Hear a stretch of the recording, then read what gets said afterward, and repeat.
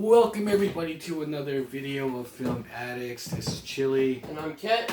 And we just finished watching the third of a four-part series of Indiana Jones. This is The Last Crusade with Sean Connery as the dad. Now before we get into this, please don't forget to hit the like button. Comment on this video, share this video, and if you still haven't, please subscribe to this channel and hit the notification bell for updates. Okay, so with that out of the way, what were your thoughts on the third installment, the third film? The third movie felt like a natural flow if you were to go from first to third. The second one was definitely a lot different. I felt like this one was more similar to the first film. Had a lot of the same people. Had the Sala, had Brody, Marcus Brody from the college. And now we're back on Abrahamic stuff, right? We went to the Ark, and now we're going back to the Holy Grail. And we're back to the Nazis. And we're back to the Nazis, too. Yeah. And it did have a really cool intro, the beginning where he was a kid. Oh, out of all the movies, that was my favorite intro, because I like the way they did it where they show the character that's wearing the hat and the signature Indiana Jones look, but it's not Indiana Jones, because Indiana Jones is a kid. So you see a lot of things that make sense, right? His fear of snakes, right? He's stuck in this, they have like this circus freight train kind of going on the tracks, and then he falls into a snake pit, he's screaming, and then in one of those... At first he didn't care. At first he didn't care, but then one of those cars, there was a lion, and there was a rope. There, and then there was the whip. And there was... The bullwhip. Yeah, sorry, what was the rope? Bullwhip. And he actually ended up hurting himself, so you could see that where he got the obviously it required a lot of practice for him to master it. But it was really cool seeing that opening. It said a lot about his origins and the way that he was, because you also got an introduction to his dad, and you could tell... He was working on that brick rail thing. In the Indiana Jones movies, it's like, wow, this guy just knows so much. But when you have his dad, when he walks in the room, his dad's having him like... count, I think, in Greek, yeah. It just shows that, okay, his dad was educated, and that's probably why he was so educated and was so knowledgeable about history, because his dad was passionate about it, which is like the whole point of this movie, because we're talking about the Holy Grail. His dad, his whole life revolved around finding the Holy Grail, right? He had this diary that he was keeping records of different historical events in the search or the pursuit of the Holy Grail. And in the movie, Indiana Jones gets pretty much hired on by like I guess like a philanthropist rich guy who donates a lot to the museum that Indiana Jones works at. And Indiana Jones, you know, he goes on these missions, but he just said, what made this different was the guy that the philanthropist originally hired was his dad, and his dad went missing. So now Indiana wants to go after his dad. So the motive for this movie I thought was really good. Right? And I also liked the fact that it wasn't as silly of a movie as the second one. Some people, I'm sure, like the silliness of Indiana Jones, but this one felt more adult to me. Well, this one was also, you're kind of used to Indiana Jones by now, and there's a lot more action and fun. You know, I think the second one had some adventure, a lot of adventure too, but this one had way more adventure. Well, I mean, him and his dad just kept on getting into one thing after the other, you know. And the girl in this one was different, had a different twist on it than the other ones. She still wasn't. I guess he let her go, and she let him go. In situations. What was cool is, I like that it didn't continue down the path of silliness, because like if it got any more, because the second movie, it was just flat out silly. Like, I mean, I still enjoyed the dinner. There was a lot of silliness going on there. The whole female character in that movie was. Well, that's what I'm saying. It was this one was. She's so annoying. She was more, female, feminine. Just about nails and all kinds of stuff. Where this one was more. She was a historian type, and she could go in there and get dirty and with all the rats and stuff and don't care. at the same time. And I did like the twist that the love interest was actually the enemy, right? Yeah. So, because we're talking about Nazis, come to find, female lead character is one of the bad guys trying to trick Indiana Jones, and like all movies, there's a lot of, okay, we gotta go here, do this, then we got a piece of information, now we gotta go here and Yeah, do he that. just wanted to go get his dad. He wanted to go get his dad. And in the pursuit of finding his dad, there's clues along the way that they gather to get the Holy Grail. And of course, there's a race between the Nazis and Indiana Jones's dad to get said Holy Grail. There's even a subplot. There's a subplot, and Hitler's in the movie, right? I never saw this. Okay, that was that little part. Yeah, I never saw this Indiana Jones. This was my first time watching this one. I've seen the other ones before. With that said, I thought it was cool that they had like the Zeppelin, they went to Berlin, and then like the motorcycle chase. But you could tell they were messing around with some newer special effects for the time, because industrial lighting. I don't know if it was the blue screen or what it was, but there were a lot of scenes where there was like this, I get like this holographic or this. It's like a painting in the background, like some of the old Star Wars movies. Like the plane would be highlighted blue, and then when the tank was falling off the cliff, there was like, you could tell the tank was highlighted. It reminded me of those little YouTube shorts where they have like the special effects guy when he's like making the background green so he can edit the background. I don't know. It was kind of hard to not acknowledge. It was like right in your face, but still, I did enjoy the story. Was good. The story was good. One complaint I did have about it is I thought the villains were kind of so for me in this movie. Like, I liked the only thing about it was that just like the twist, you know, when he turns out to be the bad guy, but he's not. Yeah, I mean, he's not a bad guy in the sense like in the previous movies. Oh yeah, the philanthropist guy. Yeah, it's just like, okay, yeah, he's a traitor and whatnot. And this German general guy is not as.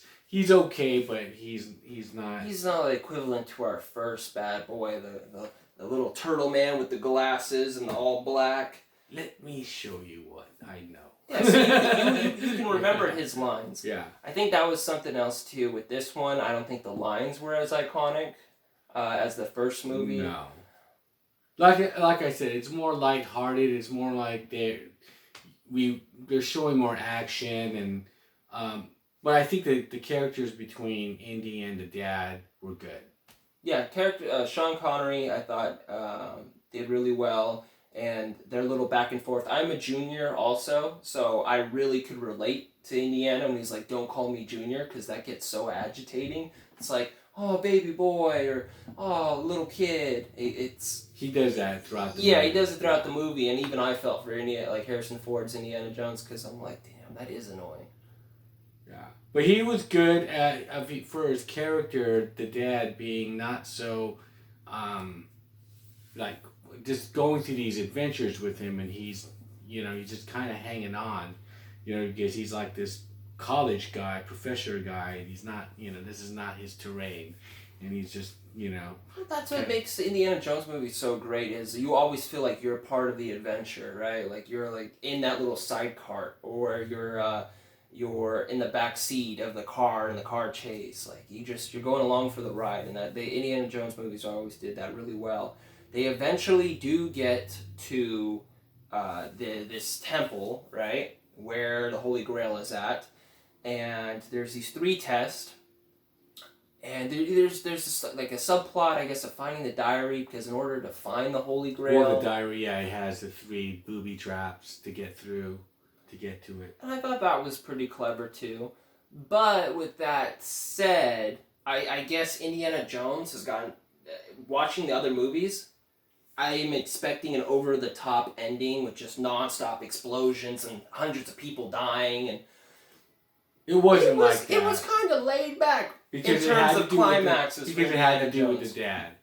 Right. Because the dad got shot. So he was just trying to help him and stuff like that. And then they ride off in the sunset. and you think this is it. That would have been a perfect trilogy right there. I would have been okay with that. Yeah, I would have been okay with that. I still would have been wondering about the little boy from the second movie. Because we didn't ever get an answer for that. And I'm hoping this new Indiana Jones will actually close the Because, I mean, that one just sort of it seems like it was a standalone. It does seem like a standalone. I think that you could watch the first movie and the third movie and you wouldn't miss a beat. Kind of like how we were talking about like the Planet of the Apes movies. Everything was just like cohesive. The second movie it would have been a really good standalone, but it felt a lot different. They should have even though this one was good, they should have made another movie where it was just another adventure. You know, this is the Temple of Doom. This is somewhere else in some other country or whatever. You know what I mean? I mean, if they could make 10 Fast and the Furious movies, right? I think they could manage to. They could have made some more. They could have made some more of these, but maybe Harrison Ford at the time was like, I don't want to get typecasted, and he was doing a lot of other movies, so. Yeah, he could have made more, but we'll see what happens because we got one more of these, and that's that Crystal Skull movie, the Indiana Jones and the Don't sound too excited, right? Well, I don't know. It's been a minute since I've seen that one too. Who knows? Yeah, maybe on this next go around, it might be different. Yeah. So, leave us a comment. What are your thoughts on Indiana Jones and the Last Crusade? As far as ranking them, first of all, how would you put him so far? It's tough. Not tough between which one's number one. It's tough between which one's number two for me. I'm gonna go first movie for sure. Number one.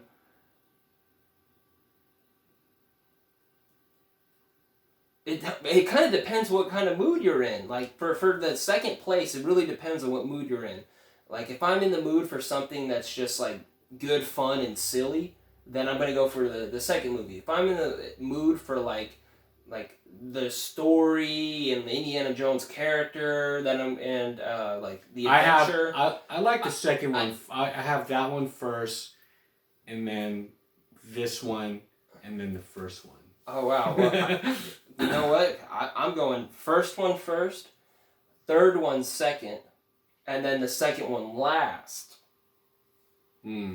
Well, because the second one, like the second one felt like Scooby Dooby Doo. You can just put it on any Where time, are you? And it's fun. You know what I mean? That's the thing, and it just it's just it's something in the background. It's like a hangout film. You know? Yeah, I mean, if I wanted to rip some fat bong hits, then the second movie would be the one to watch. Cool, with some cheese puffs. It is. It's just an entertaining film, and it just ends. You don't have to watch something else. It's a standalone. You know. I don't think any of the Indiana Jones movies we've seen so far are bad. Like if I was gonna place this with like stars. Wait a minute. You know what? Maybe I'll be second first, and then the first one second.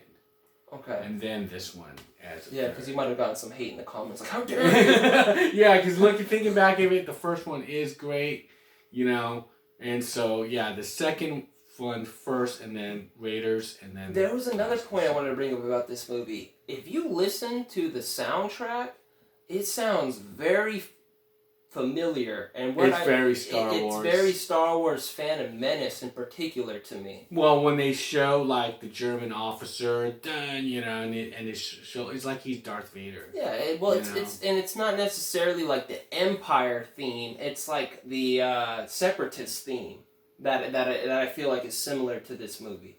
Same guy made the music. That checks out. Yeah. But what I was gonna say though was remember how we usually do 1 through 5, right? No, do we do? Yeah. We do 1 through 5. Then I'm doing this movie.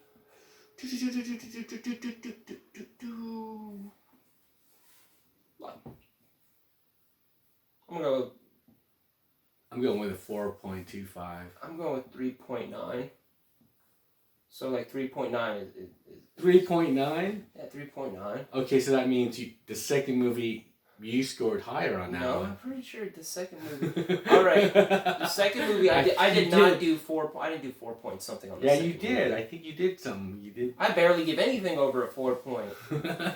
Okay, whatever I gave the second movie, if somebody has to go back and check, this gets 1 point above that.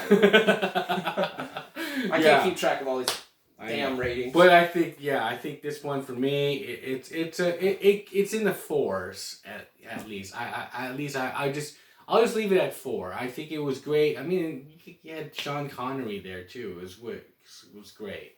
You know, his character was great, and he and seeing the old cast, the Sala and those people was really good, and kind of seeing the old first movie. It wasn't like how they did. Like how when they did the new Star Wars Force Awakens, it was just like A New Hope again.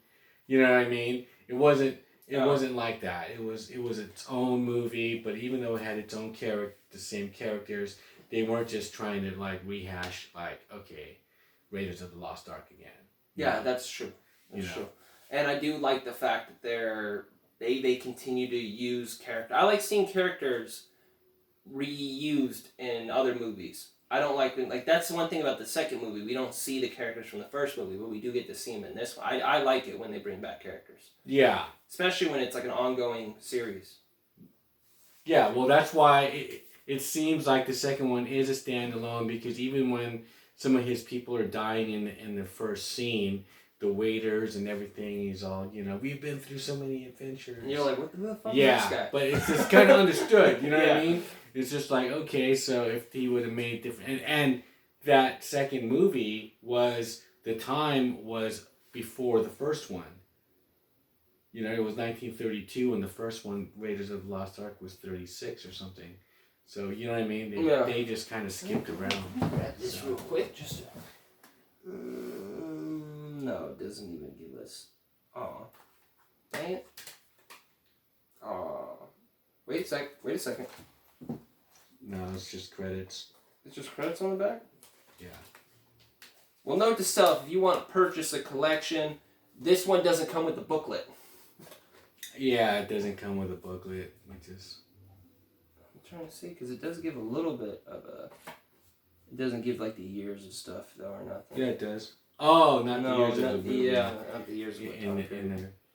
But it was before. The second movie, Temple of Doom, the period was before the first one, which was cool. So, yeah, I just a straight up 4, and yeah, Temple of Doom, Raiders, and then Crusade. So far. Okay. Yeah. Raiders, Last Crusade, Temple of Doom. Okay. Well, leave us a comment below, and we'll see you guys in the next film. Peace. Peace. Later.